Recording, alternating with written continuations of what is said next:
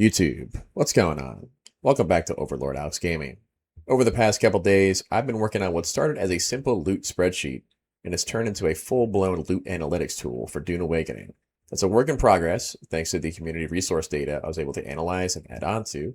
And what we're looking at now isn't just a list of drops. Every weapon, garment, augmentation, and tool from every overland testing station has been categorized, ranked, and tied into build archetypes, drop probabilities, farming efficiency, and overall progression.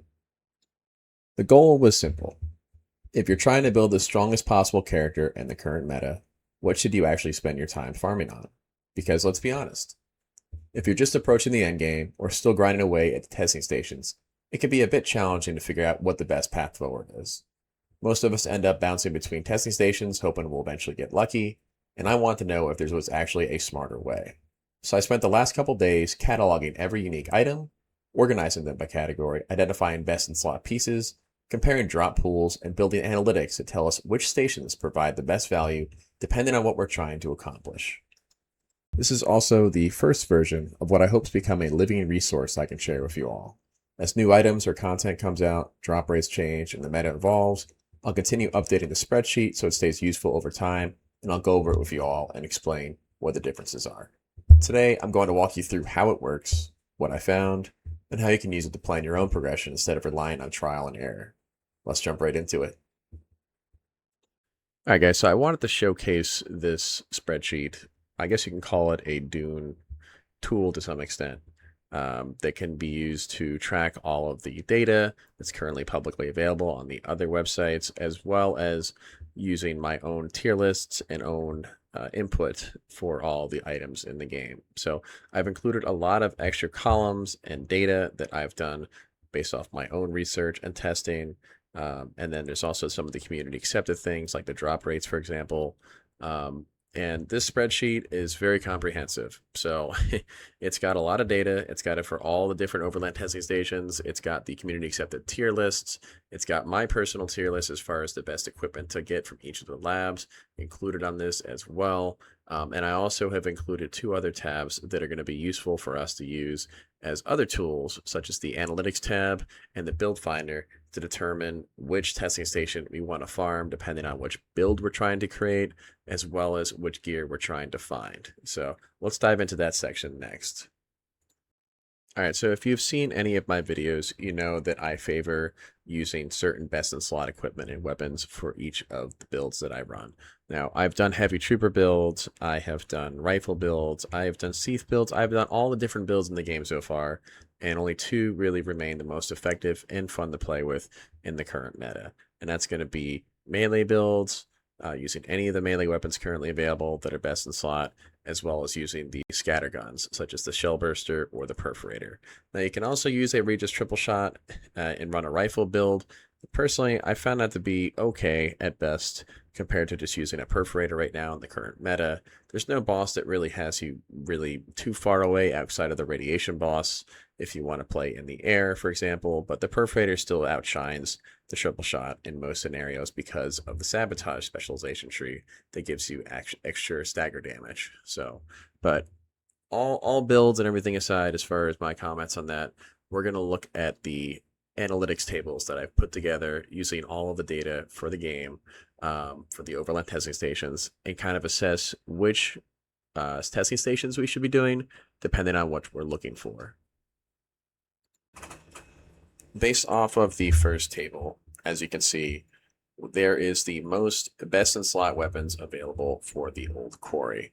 Now, this table doesn't reflect on whether it's a melee or a ranged weapons. There's other tables that will reflect on that we're going to look at later, but just this gives you the high-level overview of the total best in slot items available at each of the different labs. Now, this is including augments. As you can see, that kind of skews the data a little bit. There's also the lab exclusive rewards we can get. You can notice that darkness is kind of the one that is really in the dark, no pun intended, versus the other ones because of how lackluster the loot is, whereas poison also lags behind a little bit as well. Now, electric actually has a lot of great loot. Now, it might look like it's not a ton of loot, but electric, fire, and radiation all have a lot of stuff that we could use. Now, the augments kind of make up a majority of radiation, as well as the pincushion set, which really isn't necessary unless you're doing a lot of old quarry or PvP. So that also kind of degrades the total best in slot items we'd actually use from radiation versus, say, fire or electric.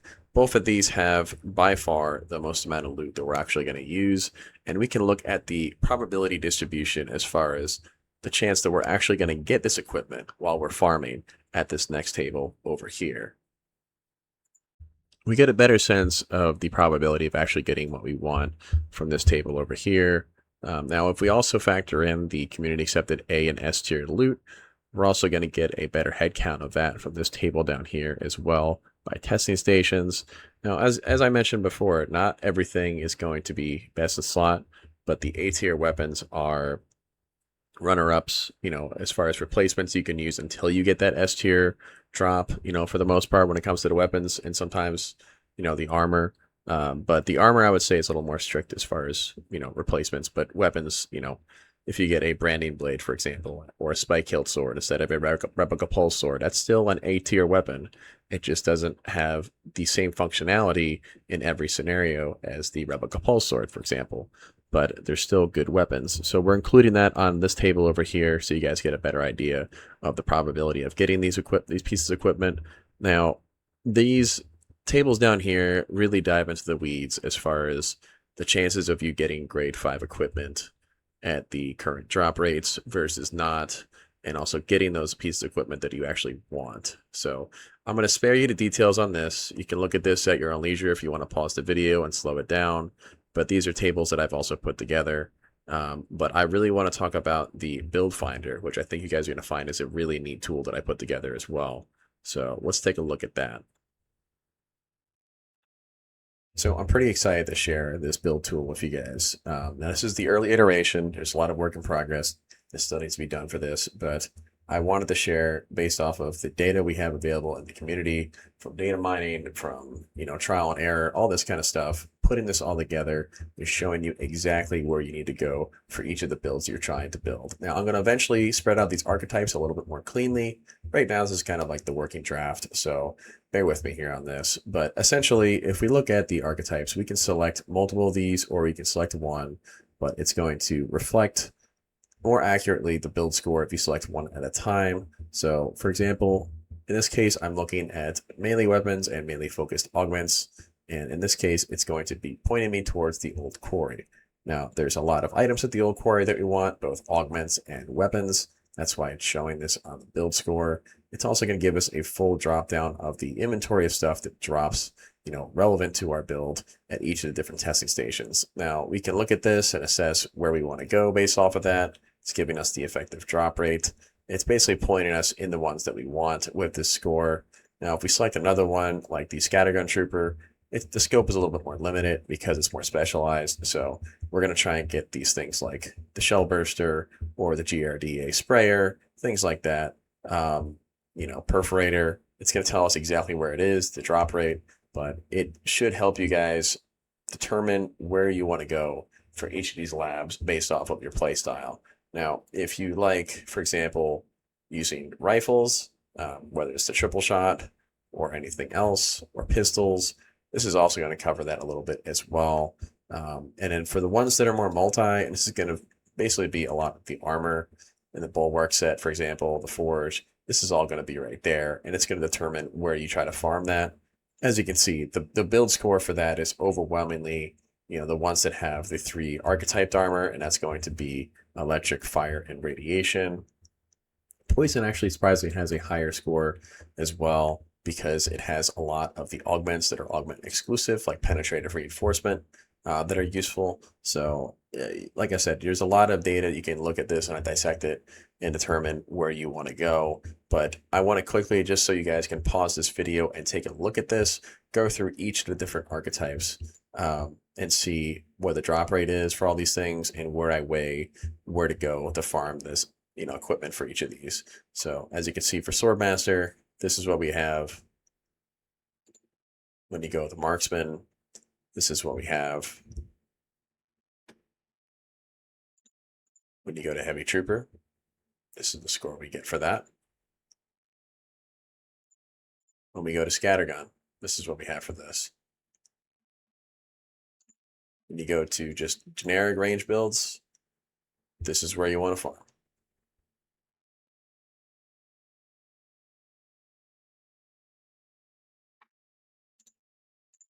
And then for most other builds, this is for the armor for the most part.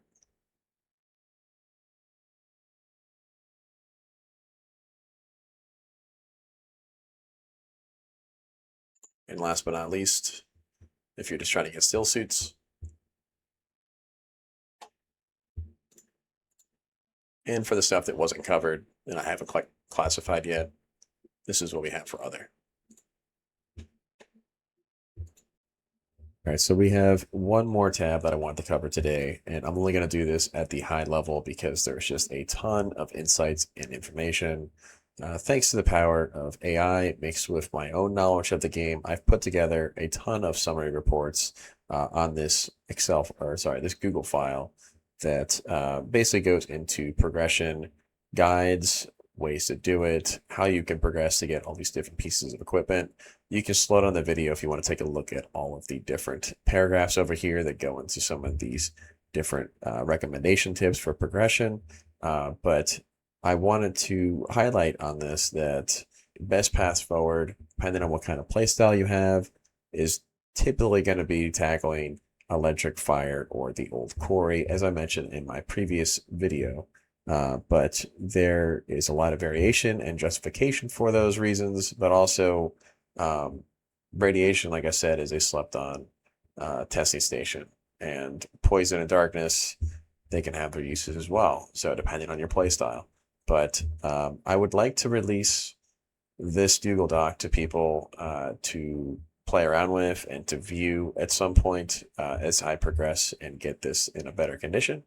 I'd also like to eventually create a Discord for you guys. I know that's been a request by many people on my server in particular, but I've been kind of hesitant to do that. There's just a lot of admin things that I'm not super familiar with quite yet. This is a learning experience for me, as I'm a hobbyist when it comes to YouTube and a full-time guy that does finance and project management. So spreadsheets is more my forte, and video games and Discord is definitely my passion, hobbies. So I appreciate you guys supporting me so far. It's really exciting to see this channel grow so much in the last month that I've been covering Dune Awakening, and I hope to cover other survival games or other video games and their content. I definitely want to keep putting out content for Dune. I think there's just so much that's been slept on that isn't being covered by a lot of content creators. So the likes go a long way, guys, and same with the subscribes. I appreciate all the support so far. And I also would love to hear in the comments what you guys want to see more from this spreadsheet or for other content in Dune Awakening, what's helpful to you.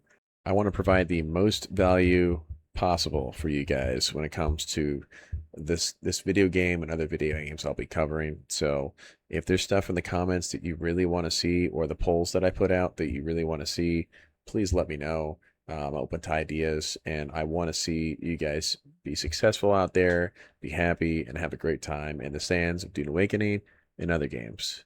And until next time, guys, take care of yourselves, and peace.